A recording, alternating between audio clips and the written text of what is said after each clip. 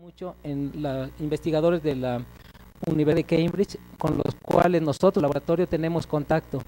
El doctor Neil Mercer y otros colaboradores de él, estamos ahorita trabajando en un proyecto conjunto que dirige la doctora Rojas y estamos viendo de qué manera se puede profundizar en esta vertiente.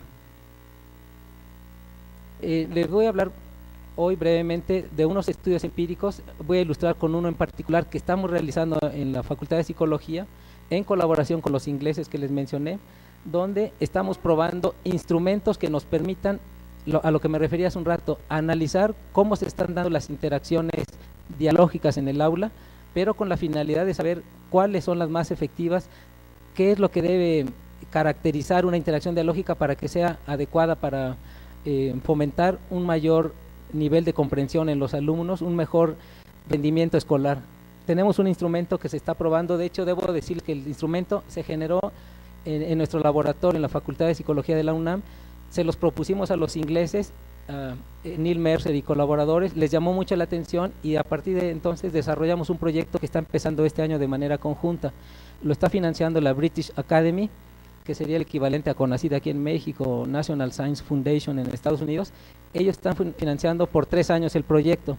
Ya tuvimos de visitantes 2 investigadoras inglesas este año y también este año van 2 investigadores de nuestro equipo a Inglaterra para trabajar en este instrumento que me parece interesante y es en el que quiero centrar la plática de hoy. Este instrumento permite observar de manera muy precisa, por medio de categorías, qué es lo que debe ocurrir, qué es lo que ocurre en las aulas y qué aspectos de lo dialógico, del diálogo, son las efectivas. También permite saber qué tipo de intercambios son los relevantes para que se pueda construir conocimiento por parte de los alumnos. Recuerden que en términos recientes se habla de que los alumnos deben construir el conocimiento y ya no ser nada más sujetos pasivos que están recibiendo la información. Con estos 2 puntos toco aspectos centrales de la mesa redonda y del encuentro que se está manejando aquí en la UAM, en el sentido de estudiar la interacción social y estudiar el lenguaje, aspectos relevantes en la psicología social, pero en un contexto educativo. Nosotros nos estamos basando en una definición que dio uno de los investigadores ingleses, que para él lo dialógico, como se entiende actualmente, es un proceso que puede dividir o, digamos, clasificar en 5 dimensiones. Según el autor Robin Alexander, lo dialógico tiene como característica central que es colectivo, recíproco, de apoyo, acumulativo y propositivo. El problema con el planteamiento de Robin Alexander, a pesar de que sí puso, digamos, en términos actuales, recientes, el término dialógico en procesos educativos, es de que no definió tanto estos aspectos. Nosotros sí ya lo hicimos en el laboratorio con la doctora y tenemos estos planteamientos. Estas definiciones ya son nuestras, son las que les hicimos llegar a los ingleses y que ellos están aceptando y estamos trabajando en todavía refinar más el instrumento y profundizar en estos procesos. Obviamente, si hablamos del diálogo, de procesos dialógicos en la escuela, es relevante, importante que sí sea colectivo. No puede ser en una cuestión de diadas entre profesor y un alumno, por ejemplo. Tiene que involucrarse al grupo, al equipo, a quienes estén trabajando, pero con una visión colectiva, si no, no sería tan dialógico. Otro elemento, bueno, aquí están ejemplificados también, una vez que acabamos de lo colectivo, las categorías que están incluidas en el instrumento. Como pueden ver, como ejemplo simplemente, miren, el maestro que distribuye los turnos en el punto 2 equitativamente entre los alumnos es un profesor que tiene características dialógicas porque está procurando que participen la mayoría de los alumnos. Cuando un profesor no hace eso, no está usando una aproximación dialógica. En el punto 4, por ejemplo, también maestros y alumnos participan en la realización de las tareas o la solución de los problemas. Tanto maestros como alumnos se involucran en situación donde hay que resolver un problema como una estrategia muy adecuada para el aprendizaje y lo hacen de los 2 lados. Estos serían ejemplos de lo colectivo. Nosotros en esta dimensión tenemos, como pueden ver, 10 categorías. Esa es la primera. La segunda dimensión es que sea recíproco. Lo dialógico tiene que ser recíproco. Esto es casi lo central, lo esencial de una aproximación dialógica. Cuando hablamos de que puede haber reciprocidad entre los participantes en un proceso de este tipo, realmente hablamos de que sí se están involucrando en procesos de diálogo. Implica que el profesor, los alumnos están dispuestos a dejarse convencer por los argumentos de los demás. Un profesor en la clase tradicional jamás haría eso, o sea, no podría aceptar que un alumno vaya a hacer que cambie de postura con respecto a algo. Pero un maestro dialógico está atento a lo que dice el alumno El alumno, aunque pueda equivocarse el alumno, ahí puede haber una interacción importante para ayudar al alumno a llevarlo a niveles de comprensión más elevados. Entonces, esta dimensión es fundamental. Aquí tenemos otros ejemplos. Por ejemplo, el caso del 5, el maestro pide a los alumnos que justifiquen sus opiniones. Sí, el maestro puede recabar opiniones entre los alumnos, pero no se queda con eso. También le dice, explica un poco más y le da la posibilidad de que argumente también en relación con lo que acaba de opinar. Maestro y alumnos negocian significados y perspectivas. No se trata de que el profesor imponga un conocimiento que viene en el libro o que están viendo en un material. El maestro debe negociarlo con los alumnos en el sentido de que tiene que ver qué comprenden ellos y a partir de lo que comprenden, cómo se puede interactuar de una manera en la que tal vez tenga que plantearse de manera distinta lo que dice inclusive el propio libro, para que los alumnos se lo puedan apropiar. Aquí les debo decir, nosotros en este laboratorio trabajamos en 2 niveles o en varios, pero uno de ellos es desde niños de primaria, que es mucho la línea que trabaja la doctora Rojas, hasta la educación superior, que es lo que yo trabajo. Yo trabajo con estudiantes de psicología, en especial cuando se les enseñan habilidades complejas, como puede ser observaciones en escenarios, o bien diagnóstico del estrés, que son cosas que me ha tocado investigar y que ahorita voy a ilustrar brevemente con ustedes. Bueno, vimos lo recíproco. Ahora veríamos otra de las dimensiones. La tercera es la de apoyo. También en este aspecto es importante, es decir, lo dialógico está hecho de tal manera, sobre todo en el contexto educativo, para que haya un apoyo, para que se le proporcionen, seguramente han escuchado el término quienes sepan de psicología educativa, se le proporcionen andamios, es el andamiaje, el darle estructuras a los alumnos para que se apoyen en ellas cuando están aprendiendo, pero cuando ya dominan un concepto, un procedimiento, se retira ese apoyo y en ese sentido también lo dialógico recupera este concepto tan importante en la psicología actual, la del andamiaje. Esta dimensión tiene que ver con esos apoyos y por lo tanto recae principalmente en el profesor. Como pueden ver aquí, todo lo que se está enlistando son categorías que le van a corresponder al profesor. ¿Cómo tiene que dar un apoyo el profesor cuando es dialógico?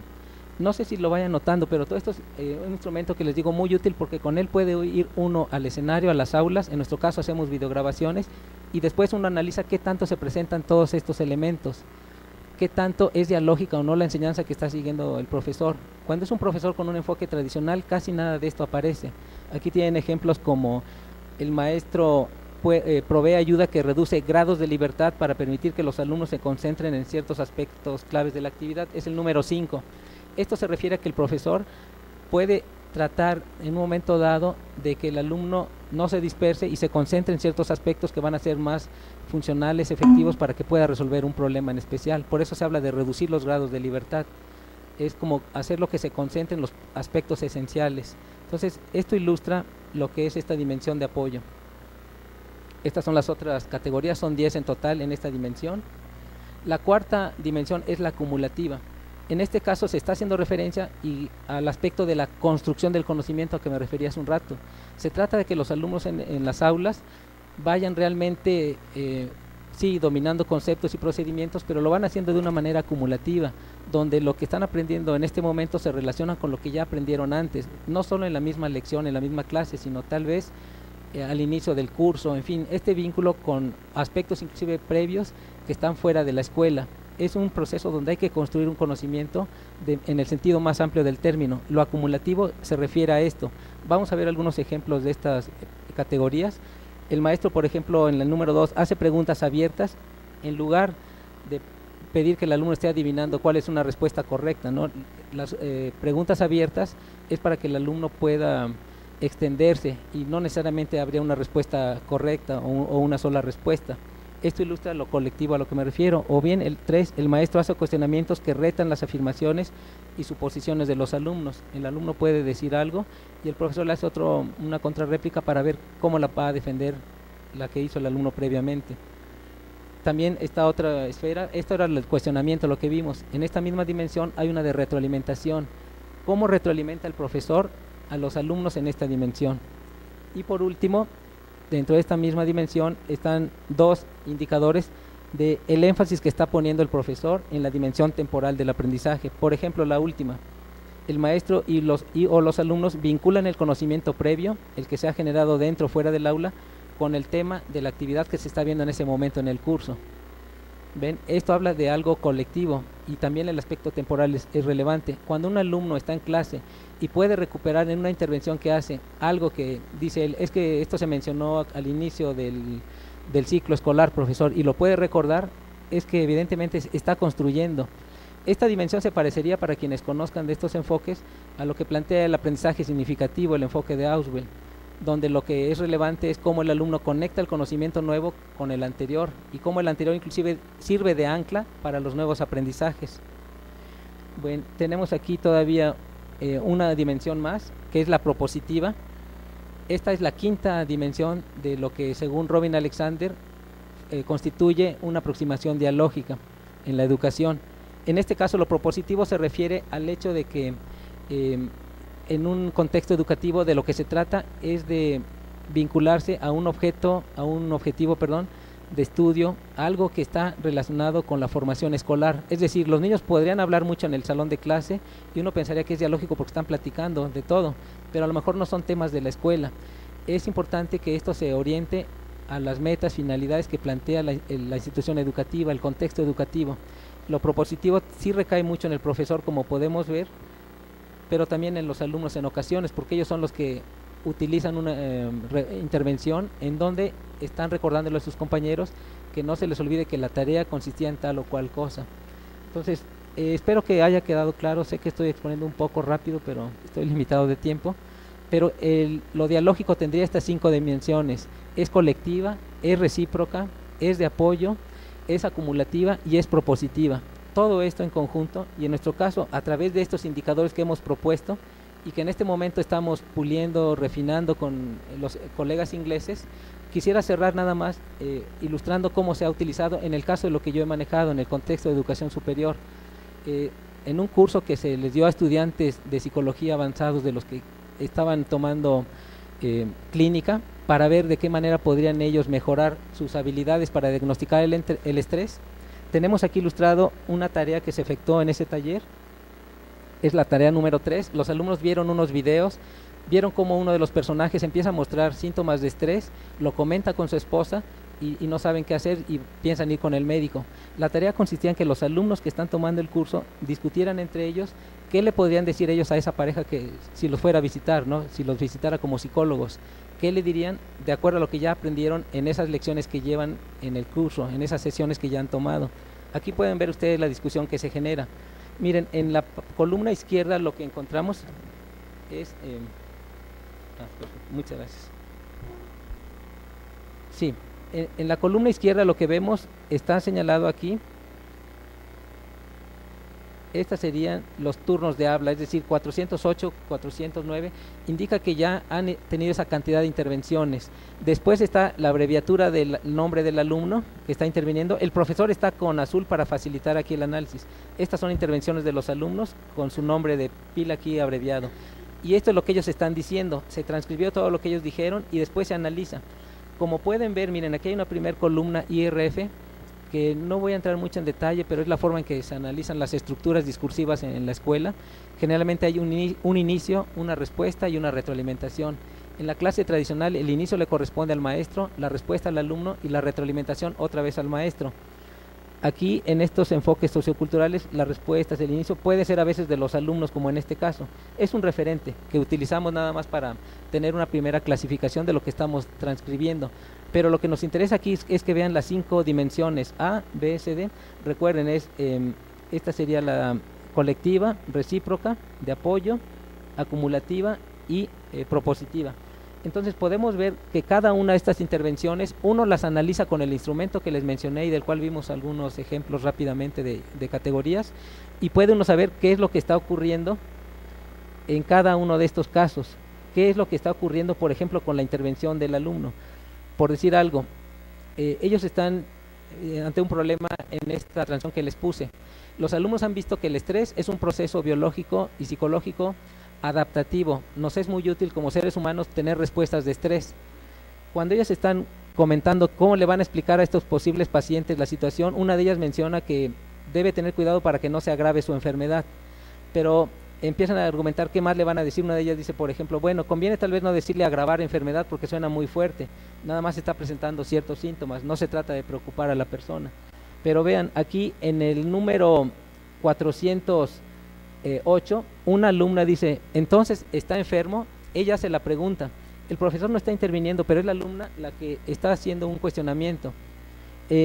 Su compañera no le hace mucho caso porque dice, un problema mayor, sigue con la discusión de este tema con la otra alumna, pero esta alumna, otra vez la D, vuelve a insistir en 411, dice, entonces, ¿el estrés es una enfermedad? La pregunta es esa. Y a partir de aquí se genera una situación interesante. De hecho, el profesor decide intervenir para decirles que, bueno, puede ser un cuadro. ¿Por qué menciono esto? Porque los alumnos hasta ese momento han visto que el estrés es una situación, un proceso adaptativo útil, pero no lo están viendo todavía como enfermedad. Y resulta que está asociado, por lo que las alumnas discuten, con que un estrés muy fuerte, muy prolongado, da lugar a ciertas enfermedades de tipo médico. Y por eso se genera la discusión. Esto que yo estoy mostrándoles como ejemplo, obviamente es muy distinto cuando analizamos interacciones en el aula en las escuelas primarias. Los niños no entran en procesos de discusión tan profundo y son muy parcos en su respuesta, pero categorizar de todos modos nos ayuda mucho en este proceso.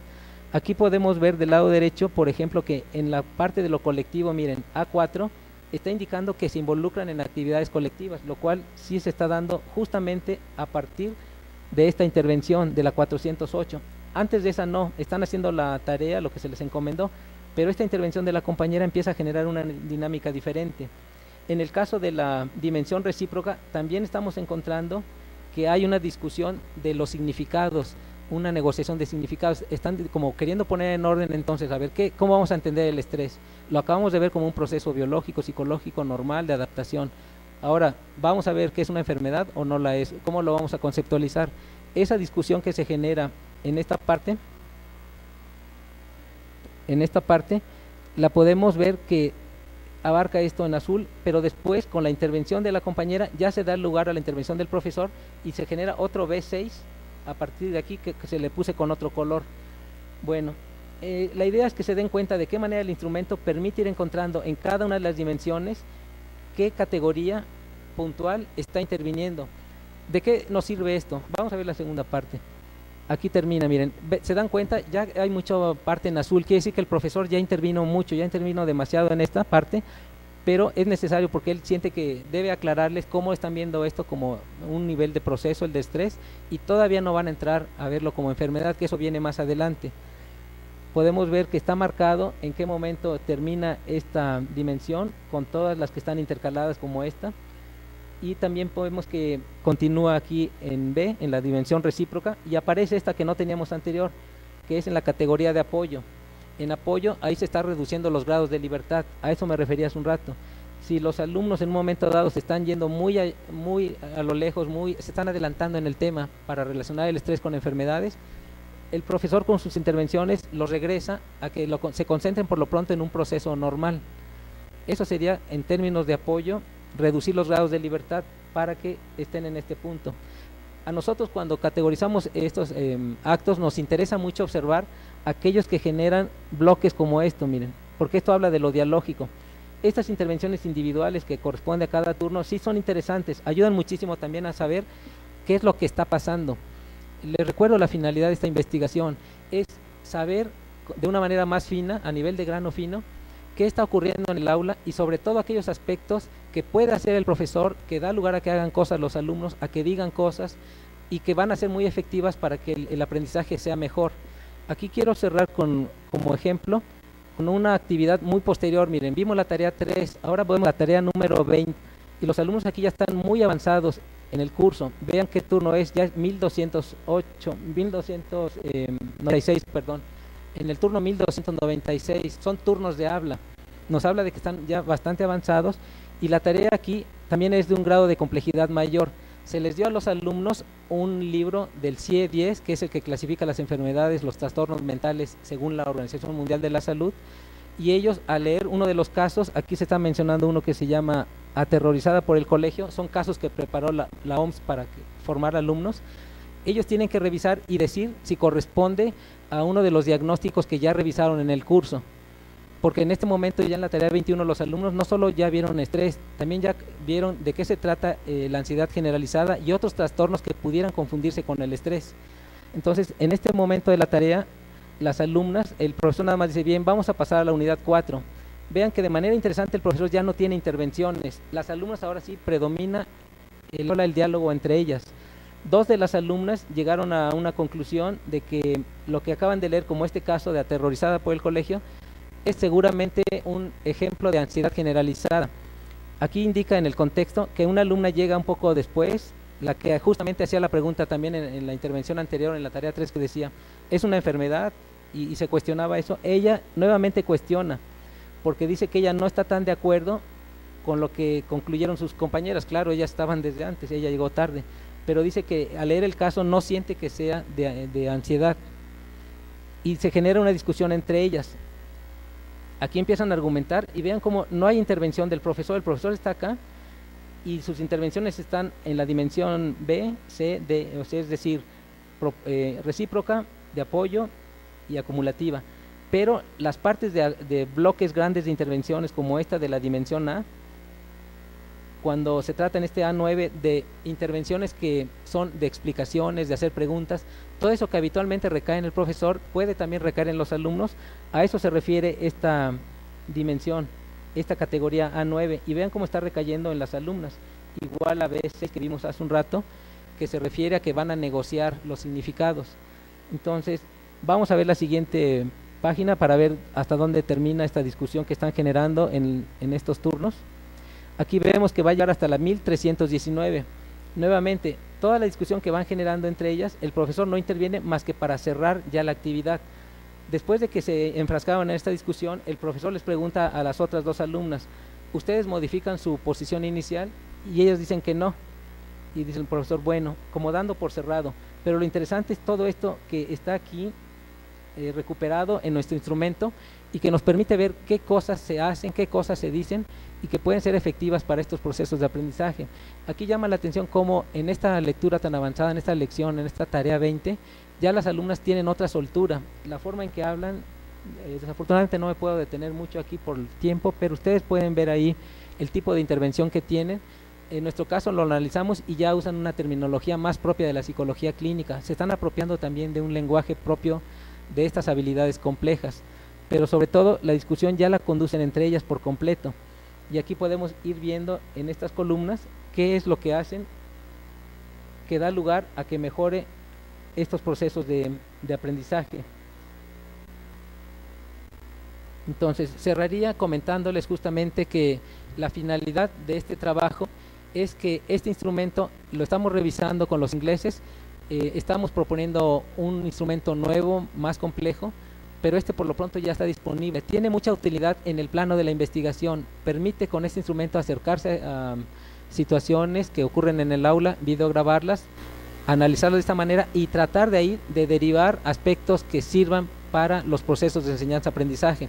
Cuando uno le puede decir a los profesores, por ejemplo, de bachillerato, de primaria, de secundaria o de la propia universidad, qué elementos desde la investigación hemos detectado que son útiles, que funcionan muy bien para promover mayores niveles de aprendizaje en los alumnos, esto es muy positivo porque puede estar sustentado en datos más confiables como los que producen las investigaciones.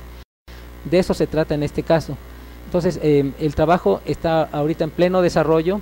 Ya salió un artículo este año publicado en una revista internacional y está disponible este sistema en su primera versión, en un trabajo que publicamos con la doctora Rojas y varios colaboradores.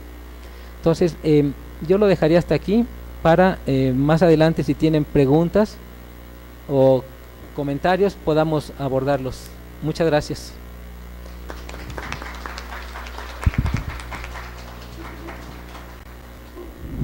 Felicidades, muy interesante, Omar, mucho trabajo. Bueno, ojalá que tengan comentarios, preguntas hacia el final. Si gustan, escuchamos a la doctora Guadalupe Acle y hacia el final hacemos un espacio. Tenemos todavía buen tiempo, entonces podemos escuchar con calma a la doctora. Adelante, doctora.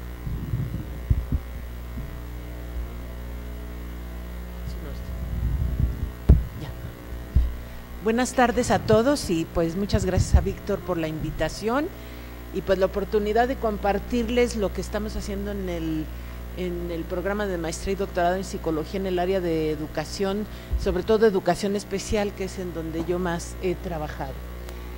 Bueno, este proyecto surge porque nos hacemos varias preguntas y una de ellas es que cuántos de nuestros estudiantes están en riesgo educativo porque presentan algún requerimiento de educación especial que el sistema no está viendo, ni los padres, y mucho menos se atiende de forma oportuna.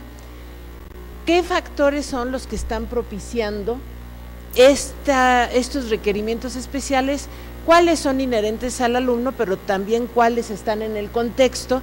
Y algo que nos interesa mucho es saber cuál es el peso, a qué le vamos a dar más peso en este fenómeno. Nada más para que se den un poquito idea de cómo están nuestros datos en educación especial. Vean ustedes que, de acuerdo a las categorías que a ellos ahora ponen, la mayor parte de los estudiantes que ellos atienden, ellos les llaman sin discapacidad. Los otros son con discapacidad intelectual, trastornos visuales, auditivos. Últimamente, a partir de 2009, le dieron mucho auge a las aptitudes sobresalientes, ¿verdad? Aparece en un documento de 2011 algo que ellos le llaman discapacidad psicosocial o mental, y en la literatura internacional de educación especial eso no está. Entonces esto lo define la SEP como los niños que presentan trastorno bipolar o conductas de ansiedad, y bueno, en fin, ahorita vamos a ver exactamente parte de los problemas. Bueno, pero aún así, aunque estamos viendo que los miles de niños están aquí, guarden ustedes en mente ese dato, pero de todas maneras no atiende la SEP al 10% de chicos que tendrían requerimiento de educación especial dentro del sistema educativo. Esto es apenas el 1.4%. De aquí que nos hemos enfocado mucho a trabajar con la resiliencia. Vamos a ir viendo qué es. Bueno, la resiliencia es un término que proviene de la física, quiere decir que yo estiro mucho un resorte y lo suelto y regresa a su estado original. En el ámbito de la psicología, primero fue estudiado por la psicopatología del desarrollo. De ahí que estas definiciones tengan que ver con eso, que es ante una situación de adversidad, yo me adapto, yo busco mi bienestar, accedo, a pesar de esa situación de vulnerabilidad, una vida productiva. Y algo que es muy claro es que no podemos hablar de resiliencia si no estamos ante una situación de adversidad, que implica que hagamos un afrontamiento efectivo ante esas situaciones que son estresantes. Ya Omar ahí nos hablaba de cómo el estrés es un campo que sí estudiamos los psicólogos, y se busca, como yo les decía, el bienestar. Algo importante es que no siempre somos resilientes, no es para nada una característica estática de la personalidad, y tiene que ver en los contextos en los que nosotros estamos inmersos. De aquí que hay varias consideraciones que a mí se me gustaría precisarles. Ya dijimos que no es un atributo personal, tenemos los ojos de un cierto color y con ese cargamos toda la vida, o cierto potencial intelectual, y ese es el que tenemos que desarrollar, pero la resiliencia no es un atributo personal, por eso no se diagnostica como tal. Aunque han surgido una serie de escalas de resiliencia, la resiliencia en sí, a menos que estemos ante una situación adversa y que en ese momento nos podamos poner a medirla, pero es muy complicado, ¿verdad? No nos vamos a ir a Siria a ver la resiliencia de la gente. Se refiere más bien a patrones, estrategias o habilidades que son las que pueden propiciar que seamos resilientes. De aquí que conocer esos patrones o esas habilidades es lo que nos va a permitir prevenir e intervenir para promover la resiliencia, que es lo que nosotros estamos haciendo. Otro aspecto que es muy importante, y ustedes lo pueden ver en su propia vida, podemos ser resilientes en un momento dado ante un evento estresante y no serlo en otro momento de nuestra vida.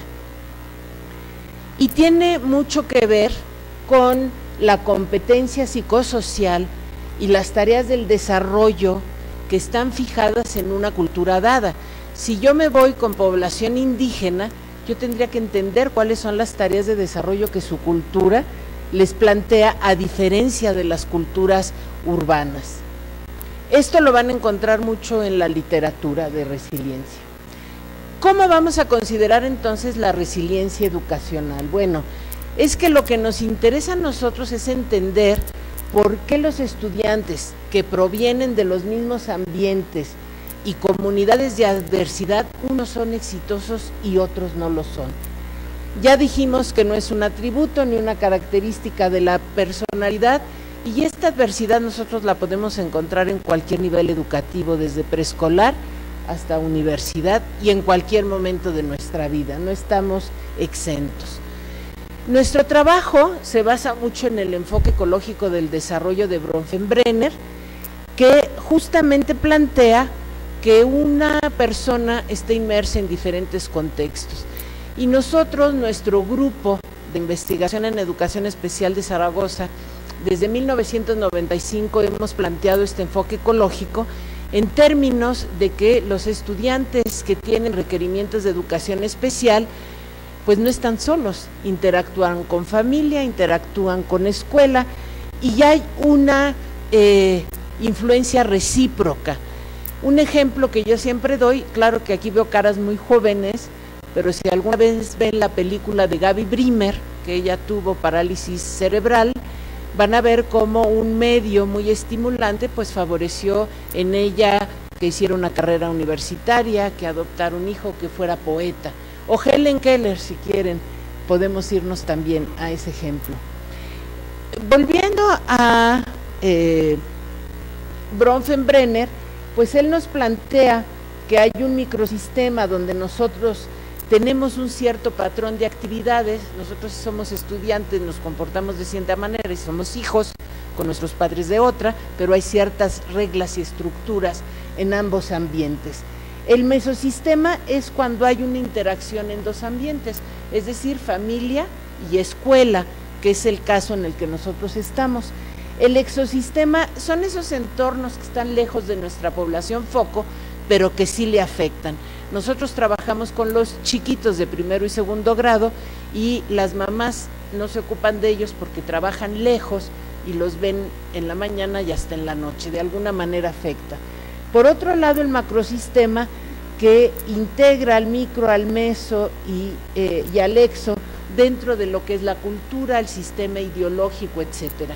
Ahí tenemos, por ejemplo, la ley de integración o el programa de integración educativa derivado de la ley de educación, y vamos a ver cómo eso afecta lo que pasa en el aula.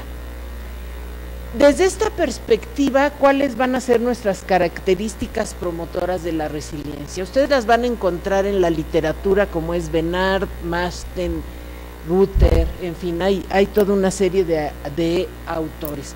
Pero esto es importante porque decíamos que hay una serie de patrones, conductas o habilidades sobre las que tendríamos que enfocarnos. Entonces vamos a tener las individuales, ¿no?, que van desde habilidades cognitivas, competencia social, flexibilidad, solución de problemas, autoconcepto, autoeficacia, humor. Ese se ha trabajado mucho, pero desgraciadamente a veces platicábamos con Víctor que se toma de una manera muy ligera, muy light esto de la resiliencia, y ojalá por reírnos ya fuéramos resilientes. Qué bueno que tengamos sentido de humor, pero conviene tener también muchas otras habilidades, ¿no? Ustedes en la literatura van a encontrar que el coeficiente intelectual lo marcan mucho como algo que va a permitir ser resiliente. Por otro lado, también van a encontrar que se habla de familias resilientes, no nada más de individuos resilientes, familias que enfrentan la adversidad, que hay relaciones positivas entre los miembros, que hay armonía marital, que no hay violencia, que no hay adicciones, que los padres en general son competentes, que hay buenas expectativas hacia la vida. Pero también tenemos escuelas resilientes, ¿no?, que tienen una buena organización, que fomentan los valores, el respeto, que hay buena interacción con todos los miembros, con todos los actores que participan, que se brindan oportunidades de desarrollo. Les voy a poner un ejemplo muy claro. Todo el programa que hace la doctora Silvia Rojas es un una forma, ¿verdad?, de aportar resiliencia a los alumnos y a los maestros en las escuelas. Y por último, también se habla de sociedades resilientes, ¿no? Esas sociedades que nos brindan oportunidades, que nos brindan seguridad, que dictan leyes que combaten la pobreza, la discriminación, la violencia, una buena identidad étnica y cultural. Eso cuenta mucho, y también que haya buenas expectativas. Como ven, digo, lo decimos muy ligerito, pero cada una de estas cosas son bastante complejas, como para ver la resiliencia ligeramente, ¿no? ¿Qué otros factores están asociados? Bueno, ustedes van a encontrar que se habla mucho de factores de riesgo y factores de protección. Los factores de riesgo son aquellos que van a producir un resultado negativo, mientras que los de protección son los que propician lo positivo. Algo que nosotros manejamos desde un enfoque ecosistémico, ecológico, es que esto no es estático, es interactivo, y hay factores de riesgo que coexisten con los factores protectores, y un ejemplo en educación especial se da cuando una familia tiene un niño con una discapacidad y generan asociaciones que propician no solo para ese niño, sino para otros muchos beneficios. En México tenemos la Asociación Pro Paralítico Cerebral, la Confederación Pro Deficiente Mental, en fin. Entonces, algo que pudiera ser un riesgo se vuelve un factor protector, y volvemos a ver esta cuestión dinámica entre el riesgo y la protección, lo individual, lo escolar, lo familiar y lo social. Nuestro proyecto no solo tiene estas bases teóricas, sino también aspectos empíricos de estudios que nos van poniendo en la mesa cuáles son esos factores de riesgo y de protección que hay en educación especial. Para empezar, y eso es muy interesante, el Programa Nacional de Fortalecimiento de Educación Especial a la Integración Educativa dentro de la SEP, que surge en 2002, surge justo para evaluar si estaba funcionando o no la integración educativa. Y como ustedes pueden ver en la lámina, pues ven que no, ven que ese concepto de necesidades educativas especiales era vago, que faltaban recursos humanos, que no había una claridad de qué iba a ser la educación especial dentro de la educación básica, por lo tanto no estaba muy articulado. Pero después una instancia externa vuelve a evaluar este programa entre el 2003 al 2007 y encontramos que esto de acá no ha cambiado mucho. Sigue habiendo vaguedad en el concepto de necesidad educativa especial. Algo que es muy preocupante para nosotros psicólogos es que aunque en documentos de la SEP se diga que se pueden utilizar pruebas psicológicas, en la práctica no se permite su uso, y ya ahora les contaré algunos casos que realmente son dramáticos. Y en ese mismo programa se acepta que se rebasa su competencia y que se requiere apoyo de educación básica. Quiere decir que educación especial está inmersa en las escuelas regulares y no hay buena relación con educación básica. Por otro lado, tenemos una serie de investigaciones de esta última década que nos van hablando, como les digo, de estos factores de riesgo y de protección. Yo nada más les pongo algunos, ¿no? Ya les hablé de que hay una falta de identificación adecuada de los problemas, que hay procesos inadecuados de evaluación. El caso que yo les iba a platicar es de una chica, Aide Pedraza Medina, que pueden encontrar su tesis en línea UNAM, que ella toma como población foco a 3 niños con discapacidad intelectual dentro de una escuela en cuarto y quinto de primaria, y resulta que nunca se les aplica una prueba psicológica. Uno de los niños por un electro, otro niño por el Frostic, y así es como decidieron desde que tenían 5 años que tenían este tipo de problema, lo cual es muy grave porque si no lo tenían, lo adquirieron por el trato que se les dio. De ahí esta cuestión interactiva del enfoque ecológico que es tan importante. Por otro lado, no encontramos en la literatura mucha información acerca de programas que sean efectivos. Encontramos varios estudios donde lo que nos dicen es que los niños, lejos de estar integrados en las aulas, están segregados dentro de las aulas, Y todo eso tiene una implicación de costos personales, familiares, escolares. Por otro lado, también tenemos factores de protección, instituciones que atienden la discapacidad infantil, se está buscando la formación profesional, las leyes que orientan a que no haya discriminación, programas como el de la doctora Silvia Rojas, como el nuestro, que ya les voy a platicar, en fin. De aquí, de este marco muy rapidito que yo les di, bueno, nosotros lo que estamos tratando de hacer es precisamente de establecer y validar un modelo que le hemos llamado ecológico de riesgo y resiliencia para promover conductas resilientes en estudiantes con requerimientos especiales, sus padres, sus maestros, y trabajamos en ambientes escolarizados. Nuestra idea es disminuir los factores de riesgo, incrementar los protectores, tanto a nivel individual como escolar y familiar. Ambiciosamente pensamos en los sociales, pero no es tan fácil, pero en los otros tres es menos difícil, y sobre todo fomentar que los niños estén adaptados y reduzcamos la deserción y el rezago escolar. Bueno, nuestro contexto es el mismo en donde ustedes están, la delegación Iztapalapa, y nuestras escuelas están ubicadas en San Miguel Teotongo, que Iztapalapa, pues ustedes saben, es una zona muy grande, y tenemos los que están pegados a Churubusco, que nada tienen que ver con los que están pegados a San Miguel Teotongo, que ya con eso vemos la vulnerabilidad en la que ellos están. Son escuelas básicamente públicas. Ahorita estamos trabajando este proyecto en 3. Esta foto pertenece a la escuela donde están mis alumnas, que tiene una ventaja, es de tiempo completo, y tiene un director muy resiliente, pero ya hablaremos de eso, ¿no? Nuestros participantes, aquí es muy interesante decirles que cuando hemos ofrecido el proyecto, los maestros nos han pedido que trabajemos con niños de primero y segundo grado. ¿Por qué? Porque si trabajamos con ellos tempranamente, podemos evitar problemas a largo plazo.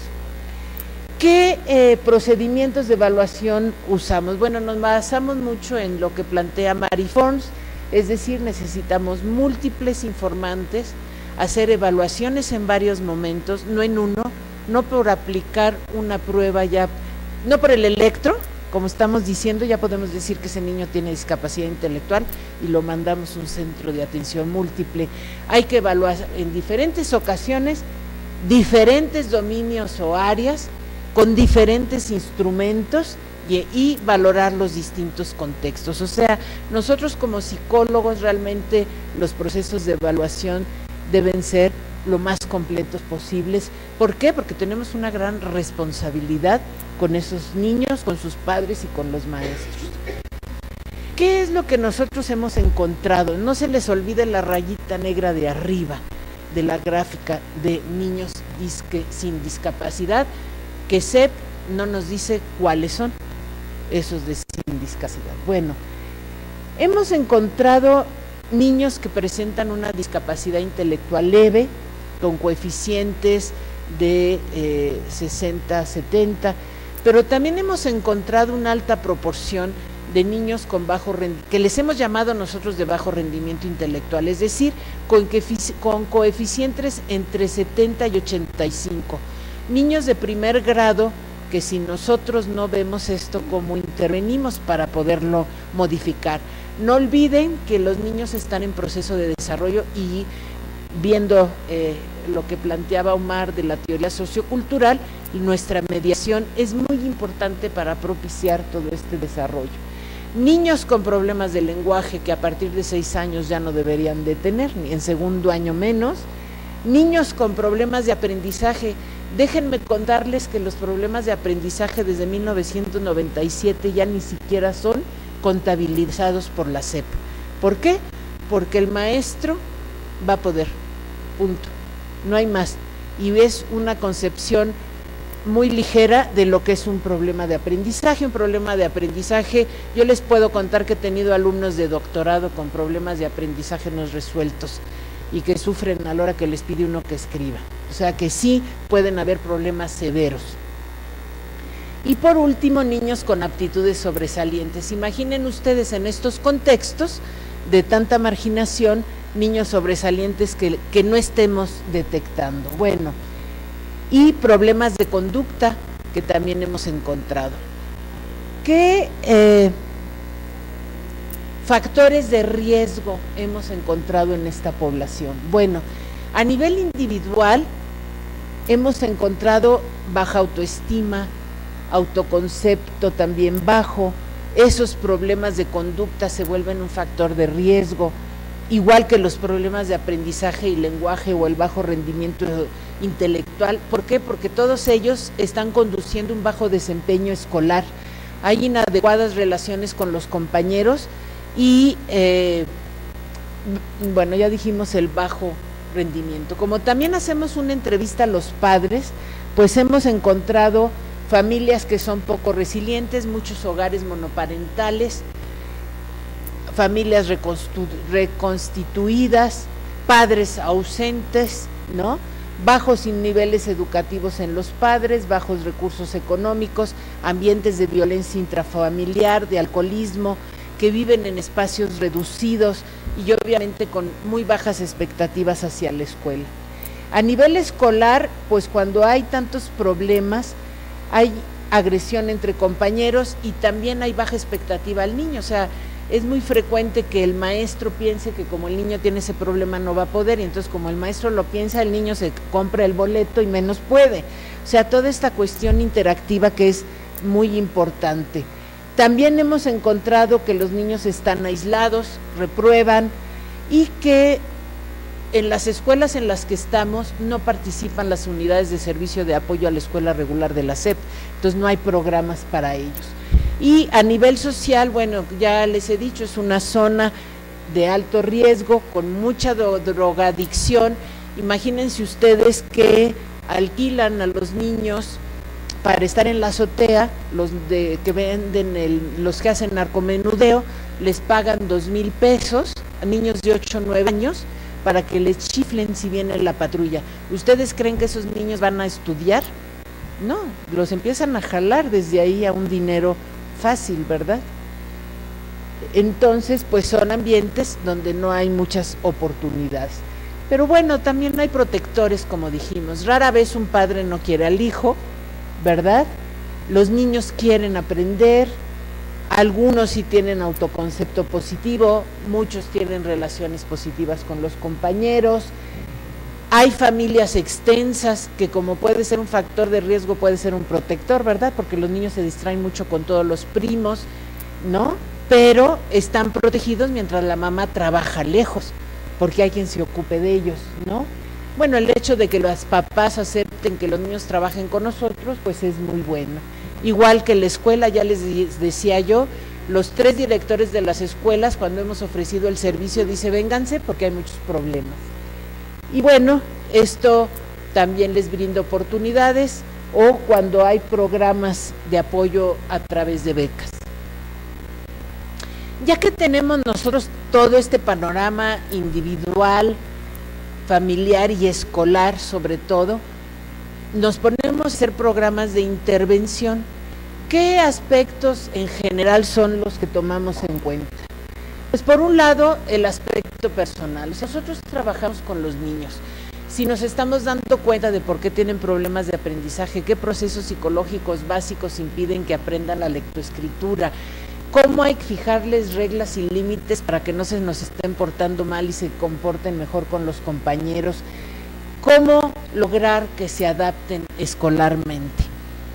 Pero también hay que trabajar escolarmente. Estos puntos son los que plantea Milstein en un librito que se llama Resiliencia en la Escuela, y es pues darle la oportunidad a los niños de que esas habilidades que van adquiriendo las pongan en marcha, enriquecer el vínculo del niño con el maestro, enseñarle las habilidades que se requieren en la escuela, modificar en los maestros las expectativas de los alumnos, dar apoyo y afecto, fijar límites y reglas. Suena muy bien, pero sí quiero ser honesta, no se crean que es tan fácil intervenir directamente con los maestros, es como un terreno delicado. Claro que una vez que los maestros ven que lo que nosotros ofrecemos funciona, la verdad tenemos todo el apoyo, tenemos comunicación con ellos constantemente, tenemos reuniones semestrales para validar ecológicamente nuestros datos. El ambiente social, como yo les decía, es el más difícil porque influir como deberíamos en la política, en la emisión de leyes, en la economía, en la cultura, pues es como complicado. Pero bueno, habría que buscar la manera. Y en el ámbito familiar, como hacemos talleres con los padres de los niños, sí buscamos brindar información, mejorar las relaciones entre los miembros de la familia, darles apoyo, modificar sus expectativas. Yo les quiero decir que hemos hecho pretest, post-test después de cada intervención, y de ese niño monstruo que era antes, que no aprendía y no me obedece y no hace caso, se vuelve el niño que ya hace sus tareas solos, que cuida sus juguetes, que los guarda, que me ayuda, pero también los papás, lo que a veces sucede es que los maestros no les explican por qué el niño no está aprendiendo, nada más les dicen, su niño es un flojo, es un tonto y usted tiene que hacer algo para que aprenda. Pues sí, pero con esa información el papá no puede. Involucramos mucho a los papás en el proceso educativo, y aunque ustedes no lo crean, en eso estamos ahorita tratando de medir la validación social, es decir, qué tanta aceptabilidad hay, qué tanta significancia educativa tiene nuestro programa y qué tanta relevancia. ¿Por qué? Porque sí hemos observado a lo largo de estos, quiero decirles que empezamos en 2006, estamos en 2013, sí hemos observado que hay cambios en estas expectativas, que se mejora la relación del maestro con el alumno, que el alumno mejora las relaciones con sus compañeros y que efectivamente se mejore el aprendizaje. Bueno, para concluir, les voy a decir que el estudio de la resiliencia educativa es reciente y lo que busca es que podamos predecir el éxito escolar de estudiantes que por alguna situación se encuentran en situaciones de vulnerabilidad, sea personal, sea familiar, sea escolar y o social. Algo que se me olvidó decirles es que los factores de riesgo de protección pueden ser aislados, pero pueden ser acumulados. O sea, puede haber un cúmulo de factores, el niño que tiene un bajo rendimiento, que su familia, su mamá está en prisión porque su familia es de secuestradores, que la abuelita se hace cargo y que sus amiguitos lo rechacen. Es un caso real, no crean que se los estoy inventando. Hemos encontrado eso. Entonces hay demasiados factores y hay que hacer algo. ¿Qué contribuye el estudio de la resiliencia? Pues a que hagamos evaluaciones precisas, como vimos en los ámbitos individual, familiar, escolar y social, en términos de qué afecta lo que pasa en la escuela. ¿Por qué? Porque solo así podremos hacer intervenciones efectivas. Y, por supuesto, seguir investigando sobre el tema para dar las bases a estos cambios que permitan disminuir los factores de riesgo, incrementar los protectores y, por tanto, propiciar realmente la integración educativa y mejorar toda la situación de los niños con educación especial que están en situación de vulnerabilidad. Y sobre todo lo que hemos visto es que desde este enfoque ecosistémico, ver las interrelaciones es muy importante. Si el maestro tiene una baja expectativa, aunque el niño sea sobresaliente, hay maestros que dicen, no, pero ¿por qué si él puede? ¿Para qué va el programa? ¿No? Y no, hay niños que hay que estimularles el potencial puede disminuirse o puede incrementarse. En estos post-test con niños con bajo rendimiento intelectual hemos encontrado modificaciones de 15 puntos en el IQ después de 2 años de trabajo con ellos. Entonces, con más razón hay que seguir trabajando. Y bueno, ahora el comercial. Si les interesa un poquito más sobre nuestra experiencia, ya nos publicaron este libro que se llama Resiliencia en Educación Especial, una experiencia en la escuela regular, donde viene con más detalle todos los programas de la editorial Gedisa. Muchas gracias.